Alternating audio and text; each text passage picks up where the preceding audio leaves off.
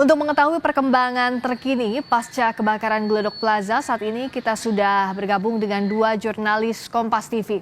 Ada Audrey Zevanya di Gedung Glodok Plaza, Jakarta Barat, dan ada Niko Anggriawan yang melaporkan langsung dari RS Polri, Jakarta Timur. Saya ke Audrey terlebih dahulu. Hingga sore ini, Audrey, sudah ada berapa korban yang dievakuasi? Dan apakah juga sampai saat ini masih ada pihak keluarga yang melaporkan kehilangan?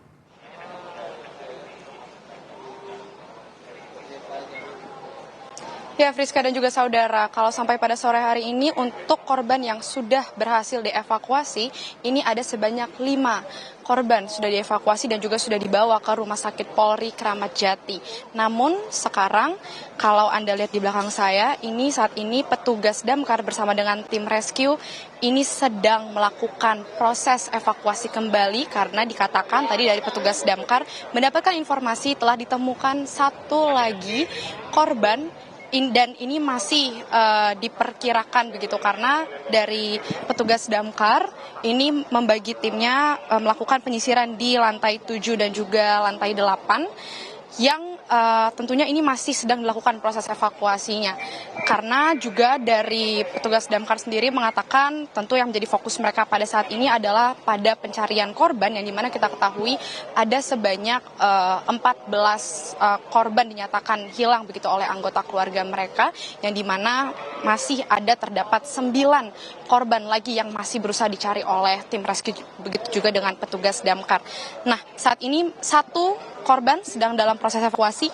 Ini sudah berlangsung sekitar pukul 4 sore tadi karena tentu kita ketahui kondisi bangunan ini sudah ada runtuh begitu kondisinya sehingga banyak puing-puing yang runtuh dan ini yang membuat tim petugas damkar cukup kesulitan untuk melakukan penguraian terhadap korban yang ditemukan karena posisinya ini dikatakan tadi kami sempat berbincang bahwa korban ini sedikit menyatu begitu dengan puing-puing yang runtuh.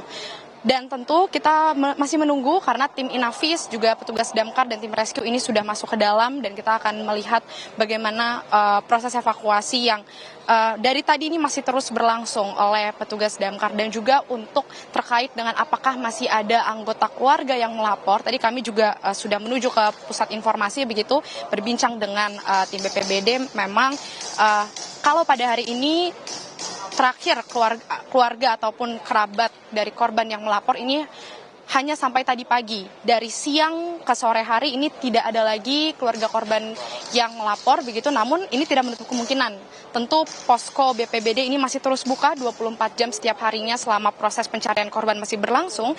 Silakan jika Anda merasa ada anggota keluarganya yang hilang atau yang bekerja di Glodok Plaza ini masih diterima oleh pos BPBD begitu. Namun memang kalau melihat dari banyaknya laporan yang diterima oleh tim BPBD sendiri, ini memang dinyatakan pada hari kemarin pada tanggal 16 Januari 2025. Kalau untuk hari ini memang hanya ada satu keluarga tadi yang melapor tadi pagi. Paling banyak ini memang di hari kemarin, hari Kamis dan juga sebelumnya di hari Rabu. Tentu masih dari akumulasi keluarga yang melapor begitu ada 14 korban, masih sama datanya, belum bertambah, namun kita tentu akan menunggu bagaimana laporan selanjutnya dari tim BPBD maupun petugas damkar jika memang sekiranya masih ada anggota keluarga yang merasa kehilangan anggota keluarganya terkait dengan insiden kebakaran di Glodok Plaza ini. Dan tentu kita juga masih menunggu, Friska, selain satu korban yang sedang dalam proses evakuasi sekarang, ini tidak menutup kemungkinan akan ditemukannya lagi korban lain. Karena terus tim petugas damkar ini melakukan penyisiran, tidak berhenti sampai malam nanti ini terus bergantian shift begitu mereka untuk menyisir langsung dan diharapkan hari ini bisa ditemukan ke-9 korban yang masih dicari dalam insiden kebakaran Glodok Plaza ini. Demikian bisa kami sampaikan. Kembali ke studio, Friska. Ada 9 korban yang masih dicari saat Zevanya tadi melaporkan ada yang sedang dalam proses evakuasi, salah satu korban.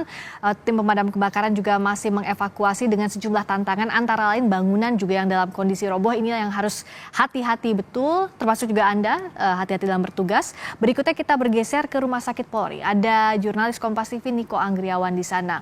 Niko, kalau sampai saat ini apa perkembangan terkini dari proses identifikasi korban? Adakah korban baru yang diidentifikasi?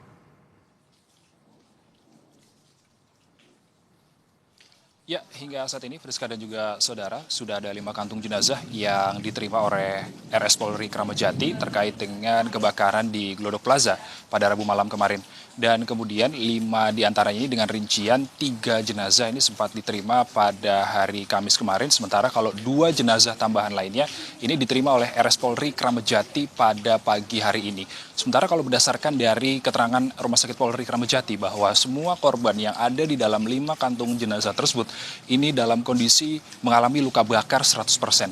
Dan kemudian kalau misalnya dari Rumah Sakit Polri Kramat Jati sendiri ada beberapa metode yang nantinya akan digunakan untuk mengidentifikasi para korban. Di antaranya adalah metode antemortem yang mana metode tersebut pihak RS Polri Kramat Jati ini akan mewawancarai atau menanyakan kepada keluarga atau kerabat terkait dengan apa saja barang-barang yang menempel pada korban, terkait dengan apakah itu pakaian, celana, cincin, sandal dan sebagainya yang menempel pada korban untuk nantinya bisa mempermudah proses identifikasi. Kemudian ada metode postmortem yang mana nantinya para tim dokter forensik ini akan meneliti atau misalnya mengidentifikasi lewat struktur gigi, darah, dan juga ada tes DNA yang mana apabila kita menyatakan, apabila kita berkaca dari keterangan dari Rumah Sakit Polri Kramat Jati bahwa keadaan korban yang dibawa ke RS Kramat Jati dalam korban kebakaran di Glodok Plaza ini sudah tidak dikenali. Artinya proses identifikasi ini nantinya akan menggunakan tes DNA untuk menemukan atau mencari tahu siapa sebenarnya sosok dari jenazah-jenazah yang telah diterima oleh RS Polri Kramat Jati terkait dengan kebakaran di Glodok Plaza. Dan kemudian selain pada itu, RS Polri juga telah membuka posko antemortem yang mana nantinya apabila keluarga yang merasa kehilangan dari insiden atau kasus kebakaran di Glodok Plaza ini bisa langsung datang ke RS Polri Kramat Jati dengan membawa sejumlah data-data dari keluarga seperti sidik jari, seperti ijazah, seperti itu. Lalu kemudian ada baju-baju yang belum dicuci, lalu kemudian ada diwawancarai terkait dengan bagaimana korban terakhir terlihat menggunakan pakaian apa, celana seperti apa. Nantinya ini yang dijelaskan oleh para keluarga untuk nantinya bisa mempermudah proses identifikasi.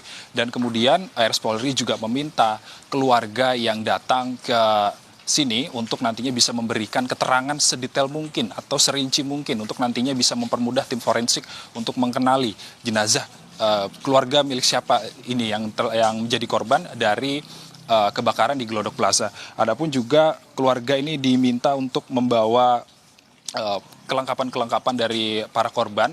Dan selain itu juga dari BPBD sendiri terakhir update-nya juga Friska dan juga saudara sudah ada 14 orang yang dinyatakan hilang akibat dari kebakaran di Glodok Plaza. Sementara kalau misalnya di Rumah Sakit Polri Kramat Jati ini sudah ada 5 kantung jenazah, namun belum diketahui apakah 5 kantung jenazah ini sudah termasuk dari 14 data orang hilang yang dinyatakan oleh BPBD tersebut. Sementara kalau misalnya dari RS Polri ini sudah menerima 8 laporan terkait dengan keluarga hilang dan 2 diantaranya ini sudah dilakukan sampel tes DNA untuk nantinya bisa langsung dicocokkan kepada jenazah yang sudah diterima oleh RS Polri Kramat Jati. Untuk sementara demikian, Friska.